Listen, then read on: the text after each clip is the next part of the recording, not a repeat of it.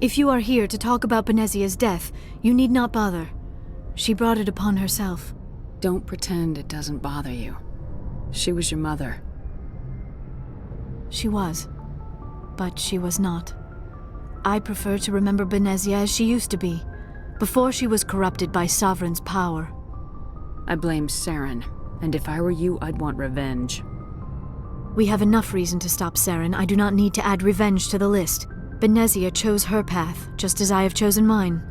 I am with you until the end, Shepard. Tell me about yourself, Liara. Me? I am afraid I am not very interesting, Commander. I spend most of my time on remote digs, unearthing mundane items buried in long-forgotten Prothean ruins. You must enjoy something about it. I love my work. Seeking out history's lost secrets has a special appeal for me. You were actually touched by working Prothean technology. That is why I find you so fascinating, Commander. Sounds like you want to dissect me in a lab somewhere. What? No, I did not mean to insinuate. I never meant to offend you, Shepard. I only meant that you would be an interesting specimen for an in-depth study. No, that's even worse. Calm down, Liara. I was only joking. Joking? Oh, by the goddess, how could I be so dense? You must think I am a complete and utter fool. Now you know why I prefer to spend my time in the field with data disks and computers. I always seem to say something embarrassing around other people. Please, just pretend this conversation never happened. I'd like to know more about the Asari. We were the first species to discover the Citadel. We were instrumental in forming the Council, and we always strive to be the voice of peaceful cooperation in galactic disputes. My people believe we are all part of a single galactic community. Each species contributes something to the greater whole.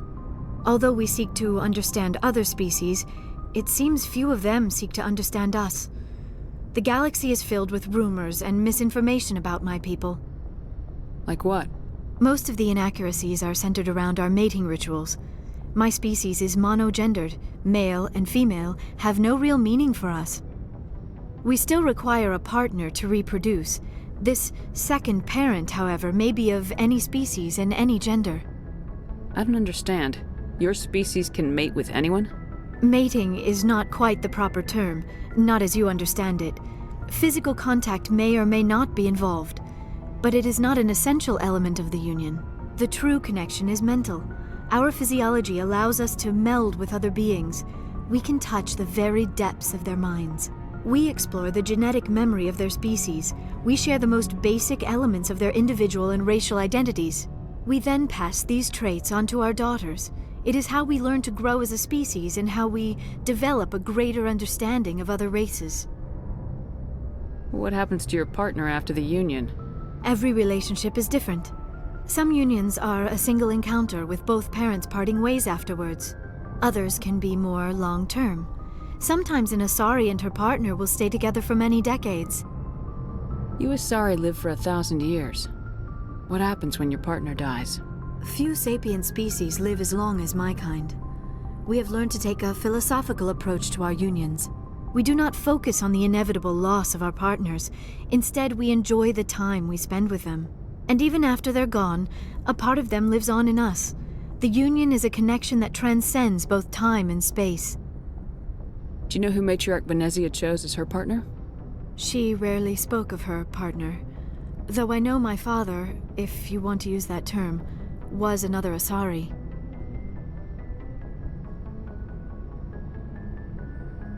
I thought you always needed another species to serve as one of the parents. Think about it, Shepard. If we were not able to mate with our own species, we would have died out long before we ever mastered spaceflight and left our homeworld. Union with our own kind is no longer common, not for the purposes of reproduction. Most Asari believe it weakens our species. Asari daughters inherit racial traits from the father species. If both parents are Asari, then nothing has been gained, or so conventional wisdom would hold. I am what is sometimes called a pureblood. Though no Asari would ever be cruel enough to say the word to my face, it is a great insult among my people. It is possible Benezia's partner was embarrassed by their union. She may have been too ashamed to publicly acknowledge me as her offspring.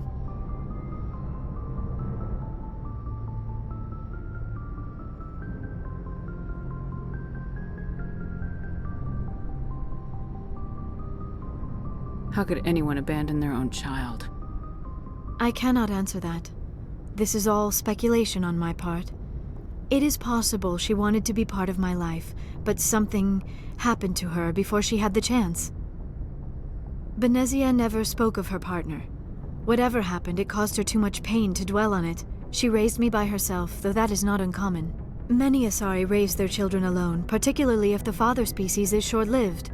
Often the partner will pass on long before the child reaches maturity. I should go. Goodbye, Shepard.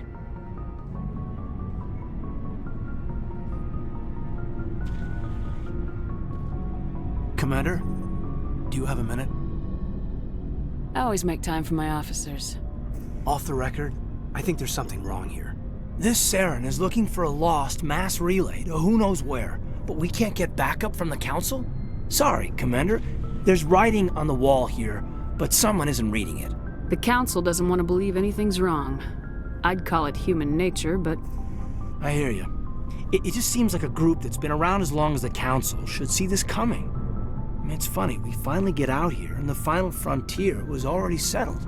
And the residents don't even seem impressed by the view. Or the dangers. Well, well. You're a romantic.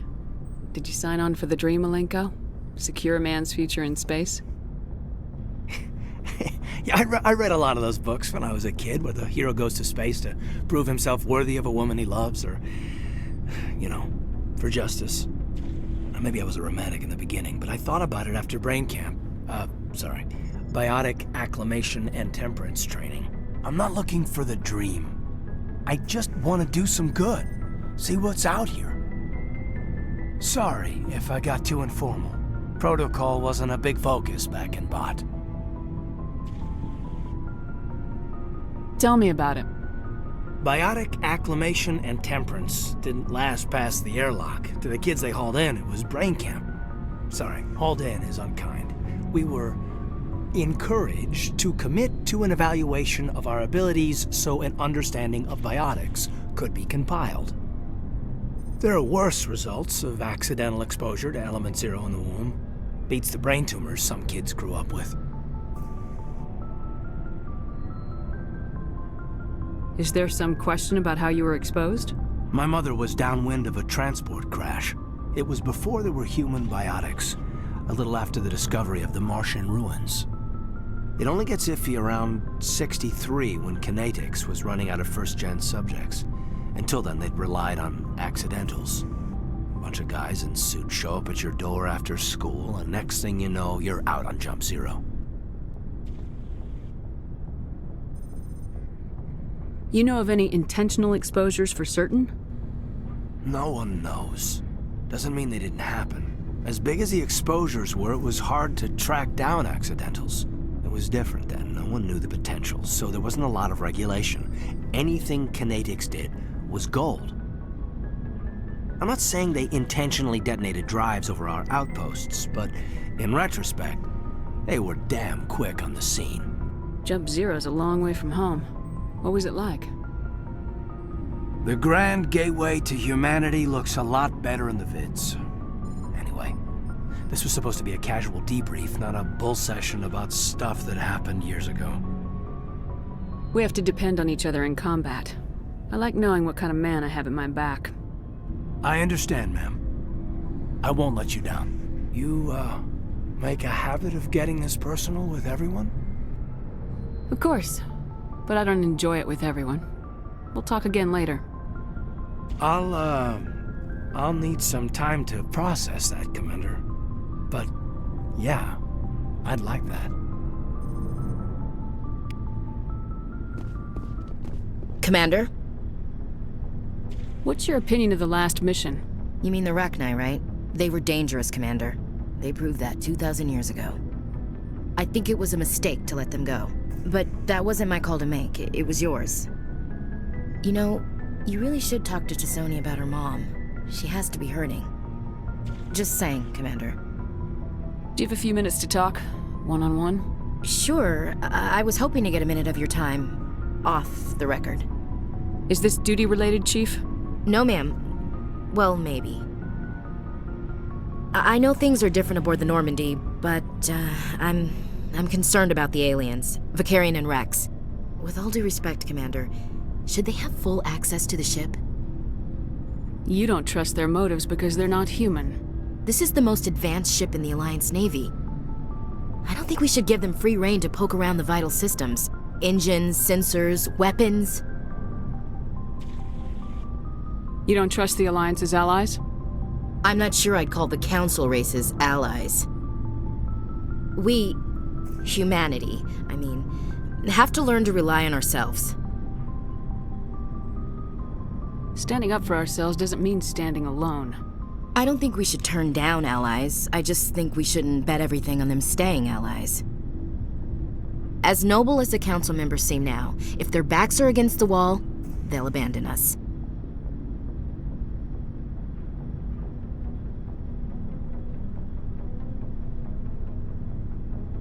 I don't see that as inevitable. Look, if you're fighting a bear and the only way for you to survive is to sick your dog on it and run, you'll do it.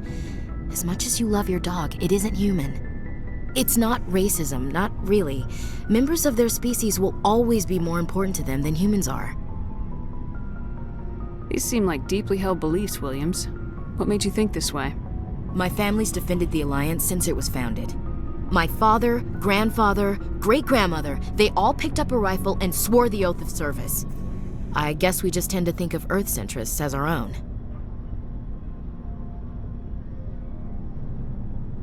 I never knew my family. Grew up an orphan on Earth. Anybody in your family I'd have heard of? Couldn't say, Commander. So why are you out here? Just trying to get away from Earth? No. The future of humanity is out here. There's so much we haven't seen yet. Yeah. I still remember my first field exercise on Titan. When we hit mud, the reality hit me. I'm the first person who ever stood here. Then my drill instructor kicked me in the ass. I went face first into the muck. He spent the next 5 minutes chewing me out for gold bricking. Don't tell me you had Gunny Ellison.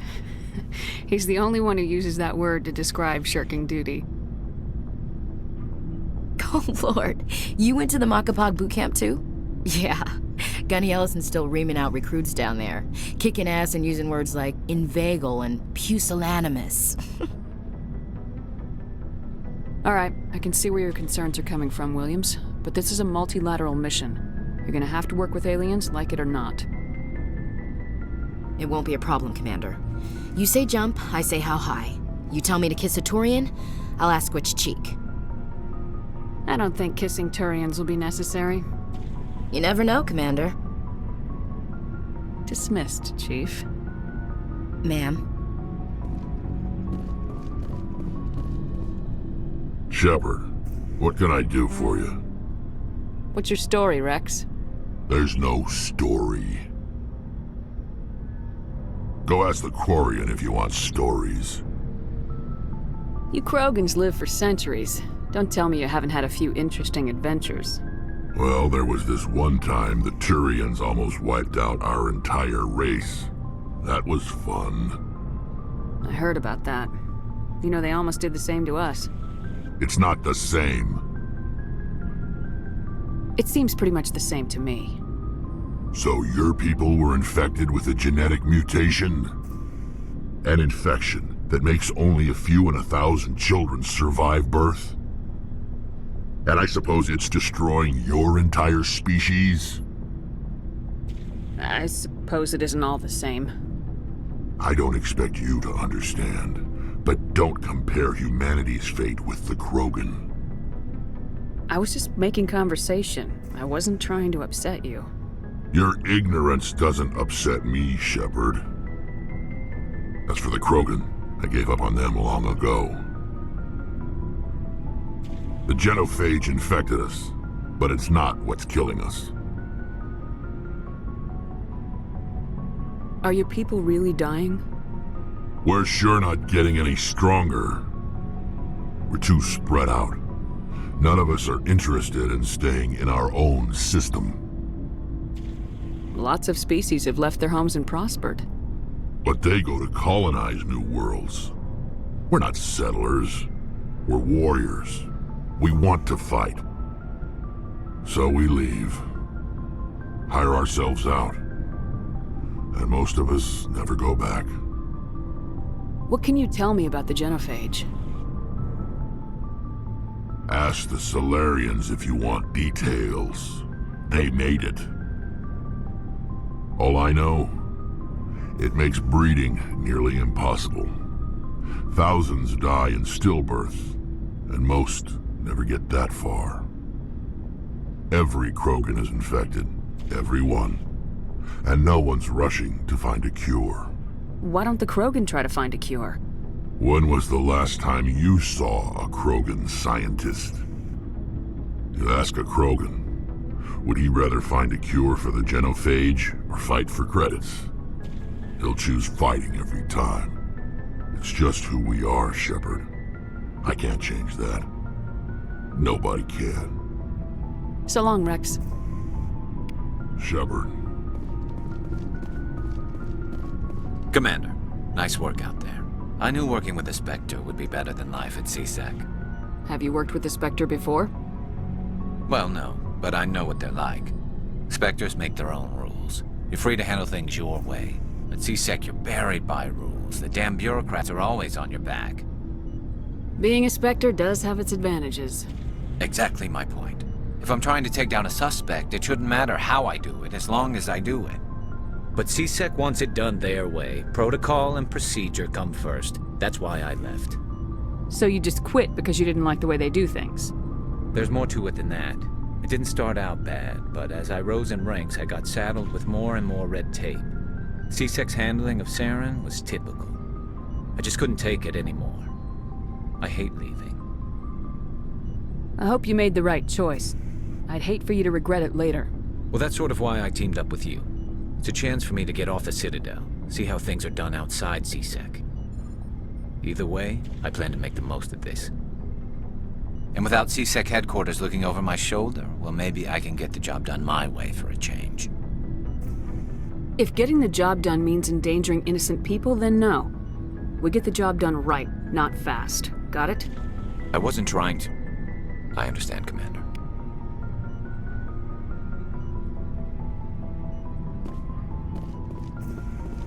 Hey, Commander. Looking for some extra supplies before you head out? What have you got? Whatever you want. Armor, weapons, mods. It's not standard Alliance issue, but that's not necessarily a bad thing. Well, as long as you don't mind paying for it. Why should I pay you for my weapons and armor? My stuff doesn't come from the Alliance. I have to purchase it myself, and it's not cheap. Hell, the licenses alone have set me back more than I'd like. But no licenses, no goods. Without the goods, I'm out of a job. What are licenses? Why do you need them? Manufacturers sell licenses. Each license allows me to buy and sell a certain brand of products. I already have several basic ones, but you'll need to buy more if you want me to bring in different brands. Many of the best licenses are hard to get, but they're well worth the cost if you can find them. Let's see what you got. You bet, Commander.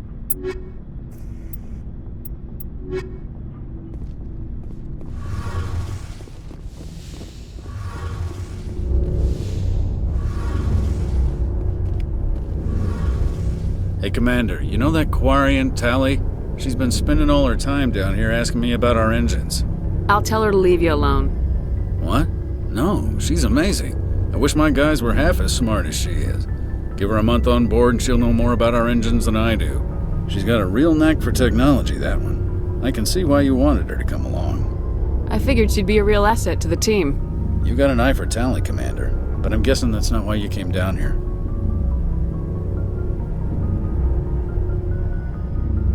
Where else have you served, Adams? If you name a class of Alliance ship, I've probably served on it. Everything from dreadnoughts and carriers right down to frigates like the Normandy.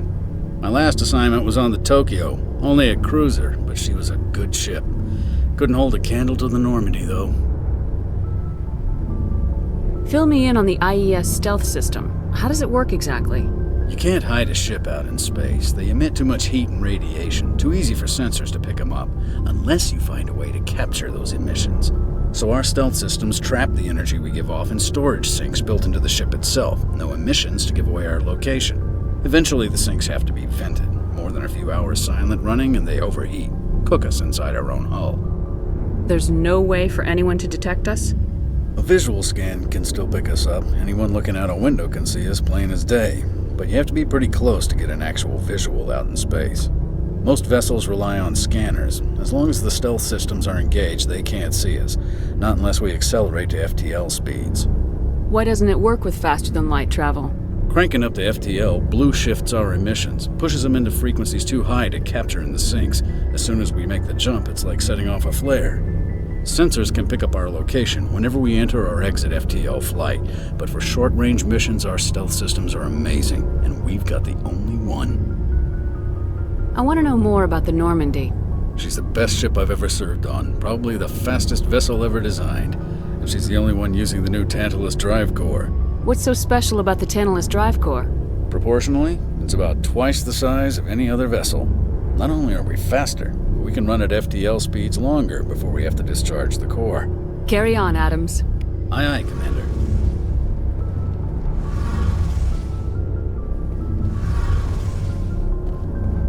Your ship's amazing, Shepard. I've never seen a drive core like this before. I can't believe you were able to fit it into a ship this small. I'm starting to understand why you humans have been so successful. I had no idea Alliance vessels were so advanced.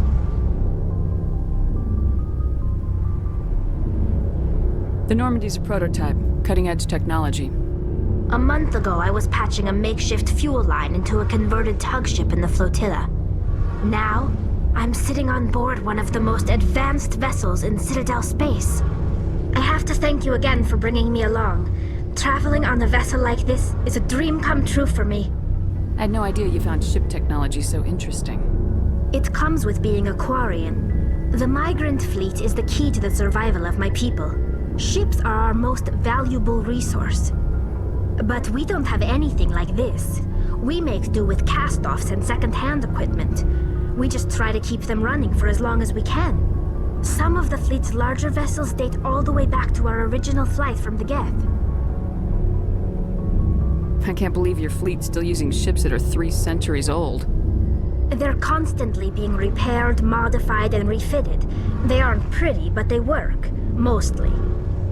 We've tried to make ourselves as independent as possible on the flotilla, grow our own food, mine and process our own fuel.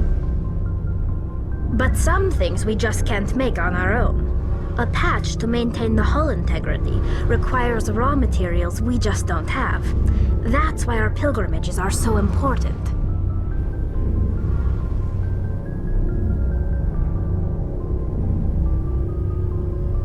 Tell me about your people. Our lives aren't easy. Resources are scarce, and we are constantly on the move. Everything we do must in some way contribute to the continuation of the migrant fleet. There are 17 million Quarians in the flotilla, and each of us relies on the others for survival. The bonds among my people are strong.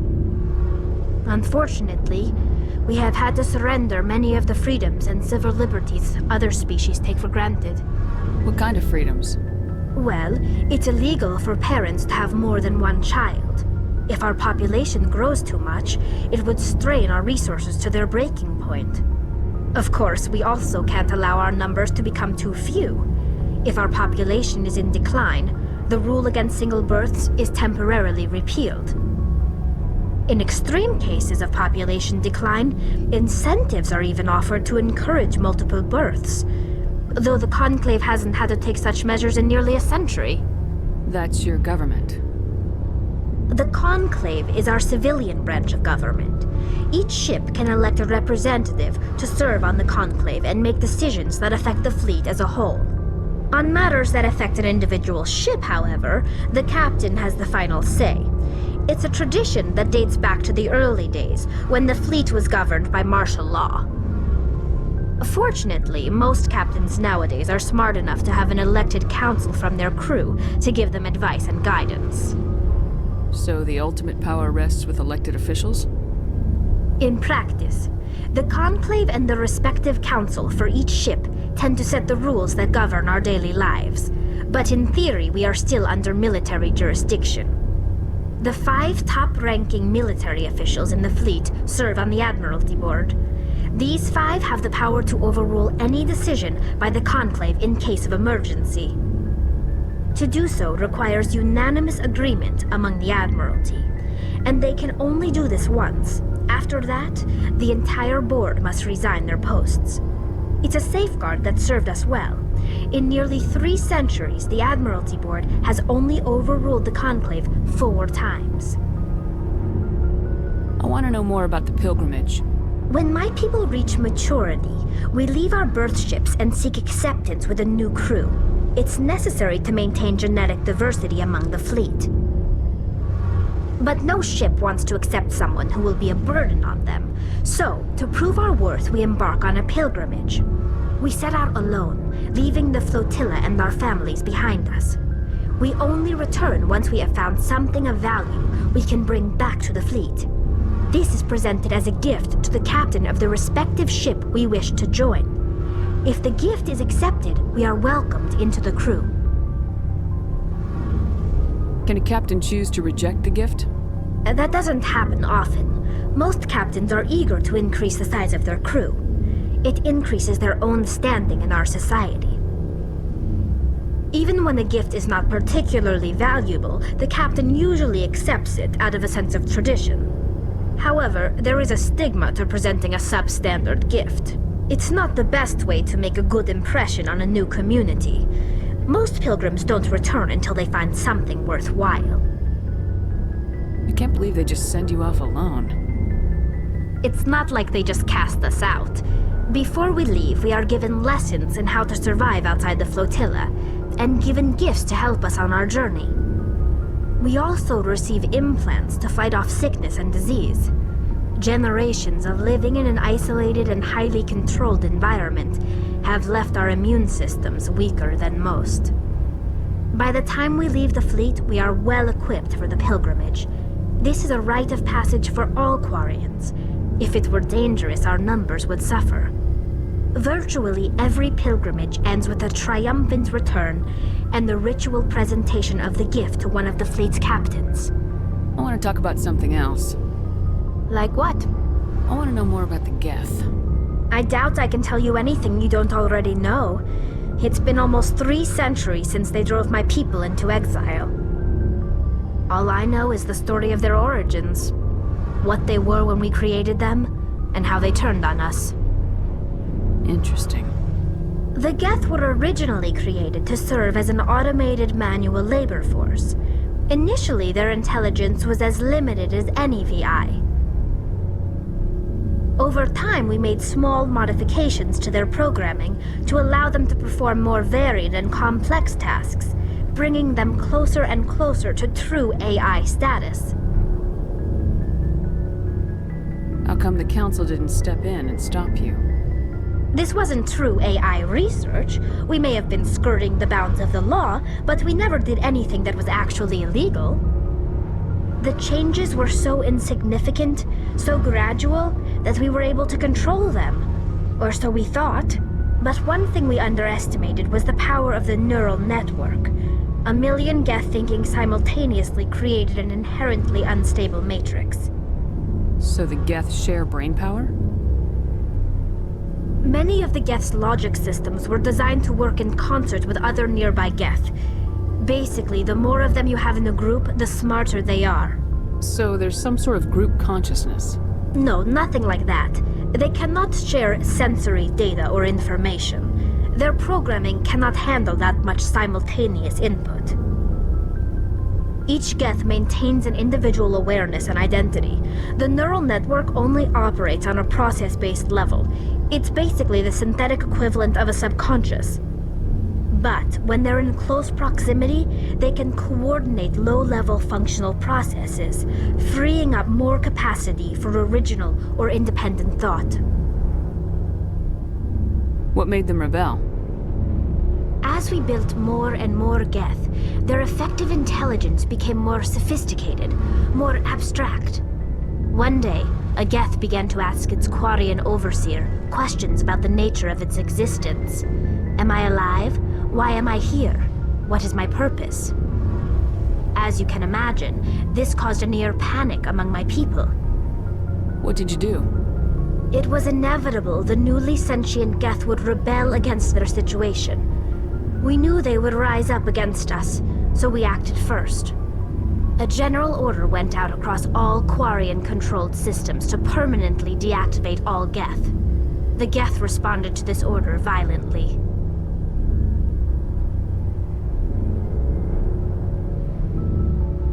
You didn't really think they'd just let you destroy them without a fight, did you? The hope was that most of the Geth would still be little more than machines, incapable of organized resistance. But they had progressed much further than anyone anticipated. The war was long and bloody. Millions upon millions of Quarians died at their hands. In the end, we were forced to flee our own homeworld. We feared the Geth would pursue us, but they never came beyond the Veil. Now we drift through space, exile searching for a way to reclaim what was once ours. It's hard to feel sorry for you. Your ancestors tried to wipe out another species. We made a mistake when we created the Geth in the first place, but we did not make a mistake when we went to war against them. If we had not acted, they would have wiped us out. They're a synthetic life form. They have no use for organics. None. Why do you think they cut themselves off from the rest of the galaxy? Why do you think they've killed every organic being who's ever tried to contact them? They didn't kill Saren. What does that tell you? The Geth are not innocent victims in all this. They're the enemy. They want to destroy us. Not just the Quarians. All organic life. That's why they've joined up with Saren. And that's why we have to stop him. I should go. See you later.